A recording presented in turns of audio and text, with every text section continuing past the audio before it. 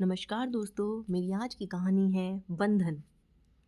बात उस समय की है, तब चीन में झोउ राजवंश का शासन था। एक मंत्री की तलाश की जा रही थी।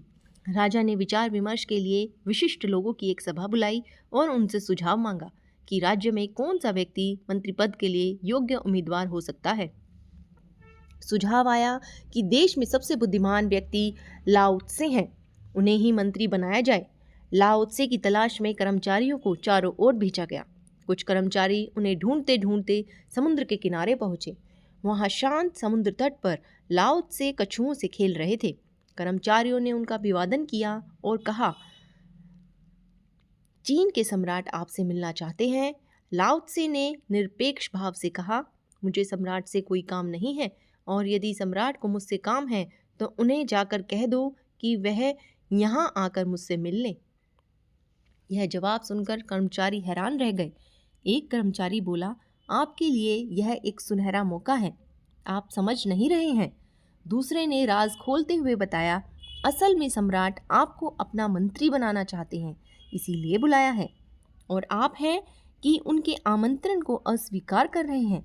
लाओ त्से मुस्कुराए, फिर बोले, एक बात बताओ, जिस सिंहासन पर सम्राट विराजमान होते हैं उनके दोनों तरफ जो कछुए बने हुए हैं उन पर सोने की परत क्यों चढ़ाई गई है?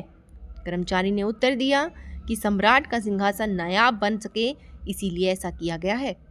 लाओ त्से ने अपने हाथ से पकड़े हुए कछुए की ओर इशारा करते हुए कहा कि इस कछुए से कहो कि चलो हम तुम्हें महलों में ले चले, वहां तुम पर सोने की परत चढ़ाई जाएगी। क्या यह कछुआ महलों में जाएगा? कर्मचारी बोले, नहीं जाएगा। लाओ त्से बोले, फिर मैं तो इंसान हूँ, मैं कैसे बंधनों को स्वीकार करूँगा? कर्मचारी लाओ त्से के आशय को समझ गए और चुपचाप लौट आए। दोस्तों, ये कहानी हमें सिखाती है कि हम सब भी बंधनों में बंधे हैं, मोह, लोभ और अहंकार के बंधन में, और इन बंधनों में बंधकर हम इस बहुमूल्य जीवन को व्यर्थ ही गंवा रहे हैं।